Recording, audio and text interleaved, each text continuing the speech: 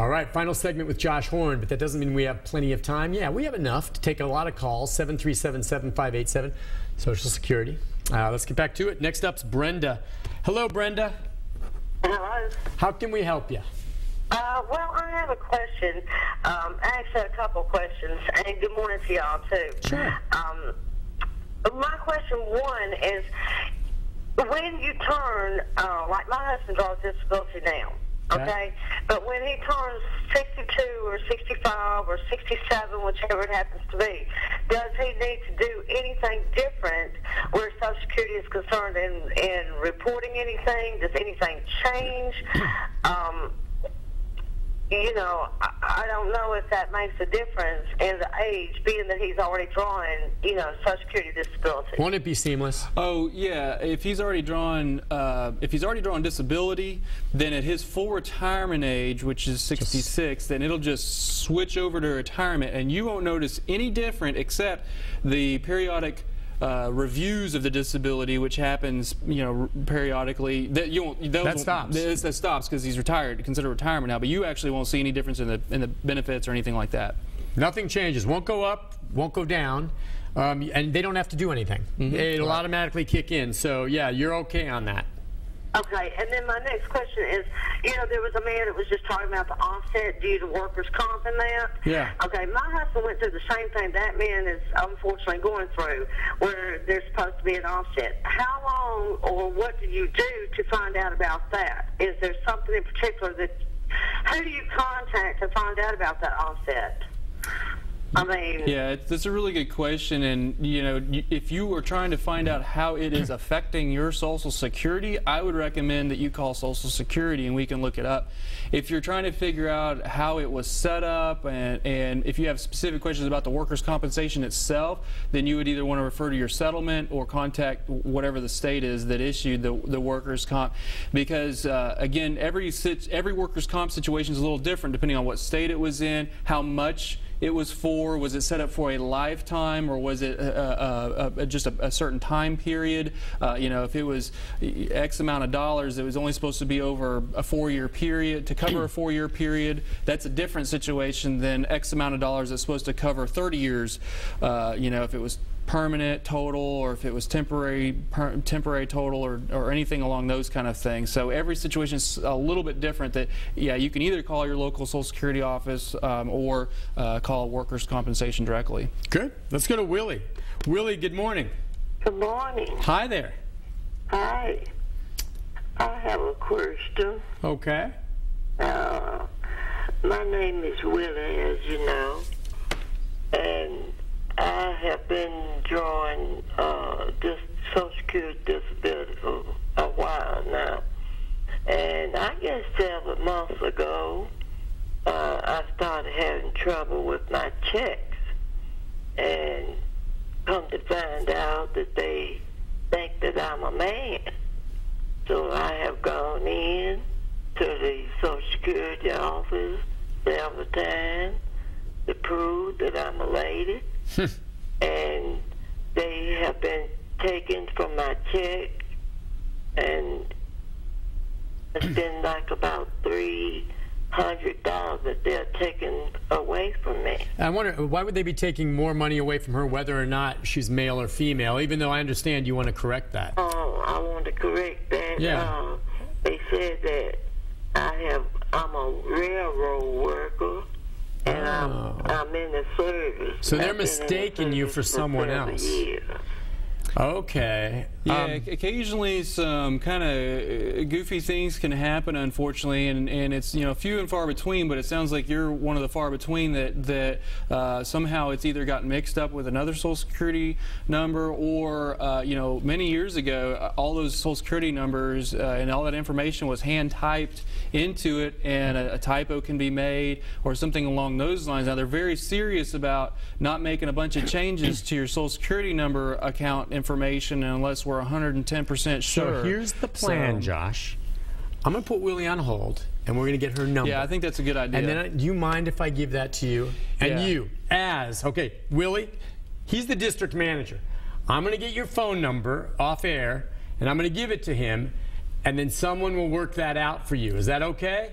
Oh, that would be wonderful. Yeah, That's why we're here. Yeah, we need to get this fixed away. Well, listen, if you don't mind, we don't do that often, but yeah. for her it's more complex. Stay on the line, and Rick, Willie's on line 4. If you can get her phone number, and we'll pass it on. If you, I really appreciate you doing that. I think that'd be great. I mean, she sounds like a sweet lady, and let's see if we can fix that up for her. Let's go to Fred. Fred, good morning. Hi, Fred. Hey, I was just going to ask, Social Security is going into a deficit. Yeah. You understand what I'm saying? Where, like, the business, I've got a college degree, I've owned the business for a long time. It's going into a deficit. Right. Are we going to have a Social Security at 65? I'm 55 now. Yeah, I wonder the same thing, my friend. The deficit. Do you have a crystal ball, Josh? Yeah, unfortunately I don't. Back 40 years ago, there was 5 workers for every 1 retired or somebody who was drawing, retired or disability. That was sweet. 5-to-1 ratio. Today, there's 3-to-1, and within the next couple of years, it's going to be down to 2-to-1 as far as how many workers are supporting, the people who are drawing Social Security, and so that's why we're now starting to see more money going out of that trust fund than going in. Now, if nothing is done, once that trust fund runs out, then benefits, instead of being paid at 100%, will only be about 60-70% paid out. So there'll be something there, but if nothing is done, then it'll be significantly reduced.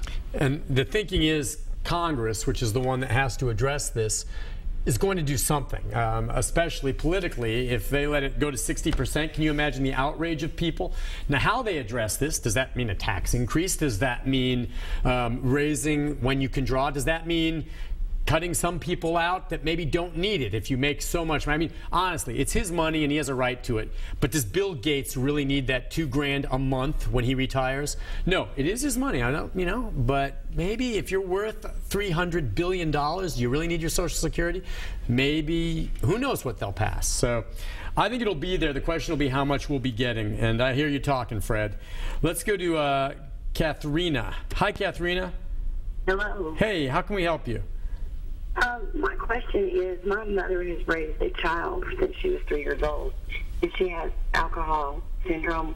Her mother did a lot of drugs when she was pregnant with her, and she has been trying to get her on disability for the past 1.5 years because her symptoms from the problems she had when her mother was carrying her is getting really bad.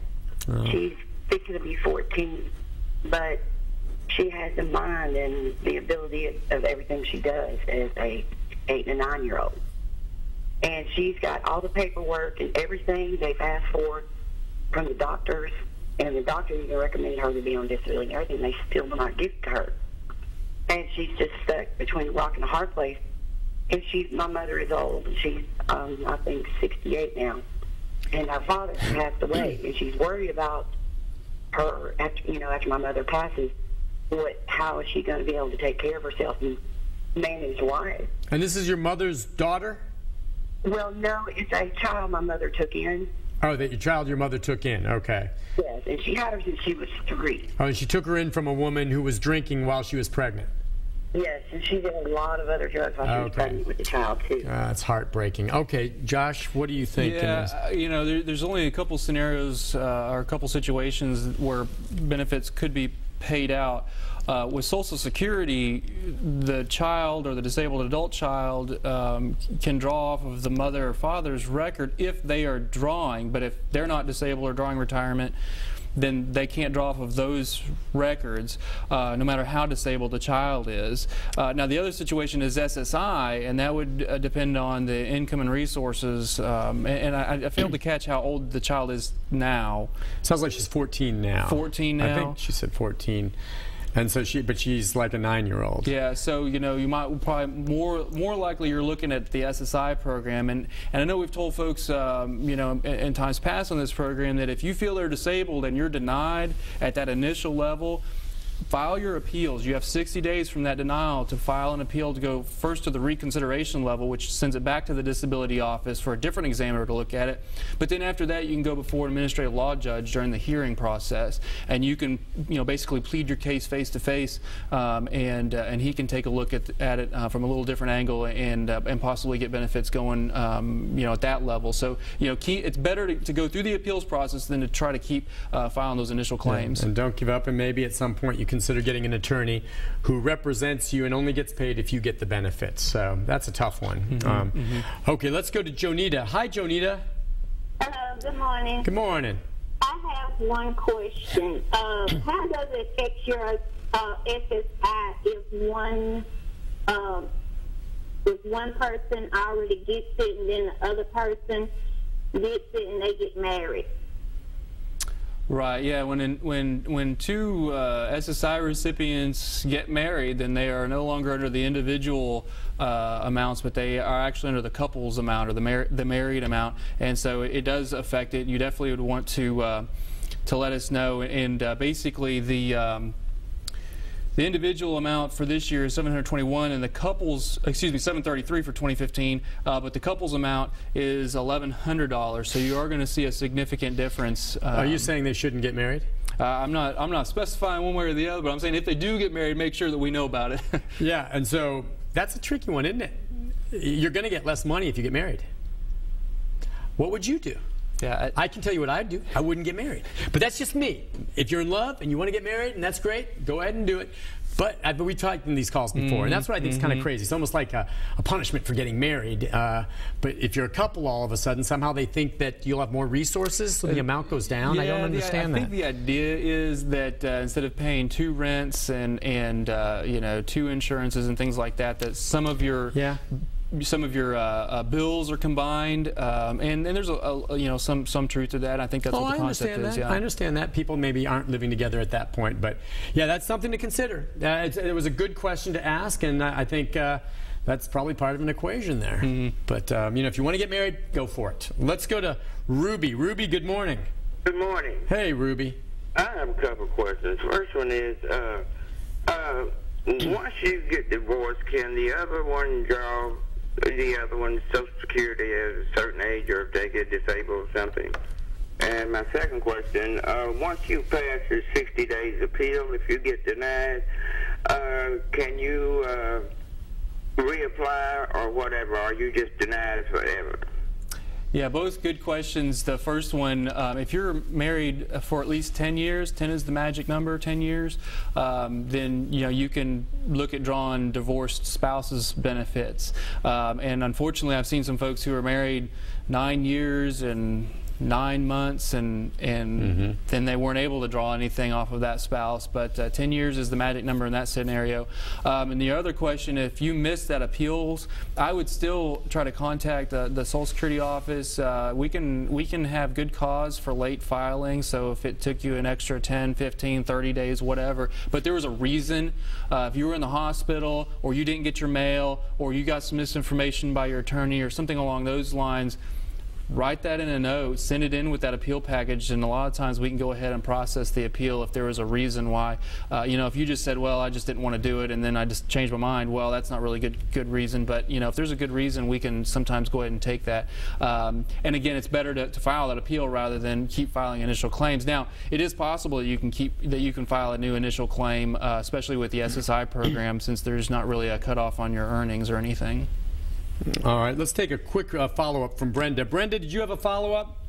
Yes, I did. I'm sorry to call you back, but I really want to ask this question. I've heard and been told that a spouse can draw off of another spouse, even if that spouse is still living. Is that incorrect information by chance?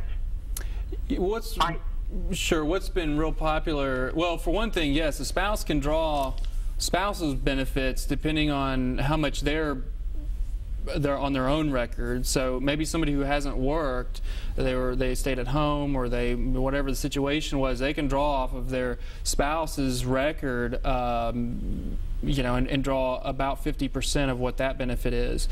Now, also what's becoming real popular these days is what's called file and suspend, and so what happens is that when both of them are full retirement age, they'll suspend the one, and let the spouse draw the spouse's records off of that, and the number holders will continue to grow. So. All right. Well, listen, as we wrap things up, I just want to remind folks that the COLA is not going to happen. I just wanted to say that one more time. Usually we get calls on that, but we'll know on Thursday. Yep. You'll know officially on Thursday, but it looks like the cost of living increase likely won't happen this year. Only the third time in the 40 years that it hasn't happened. Guess it's curious. It's interesting. Yeah. Sign of the times, I suppose, folks. But anyway, hey, we got a lot of calls this morning. Helped a lot of people. And it's really good to see you again. Yep. You know, you did a great job when you were on before, and I know, at least for the time being, you'll be coming back with us. At some point, there may be another public relations specialist that comes in. But you really don't need one because you do a great job. Anyway, it's good to see you. It's good to see you, and thanks for coming on. Absolutely, good to see you all. We'll see you again in a few weeks. That's all right. We'll take a break. Be back with a programming note right after this.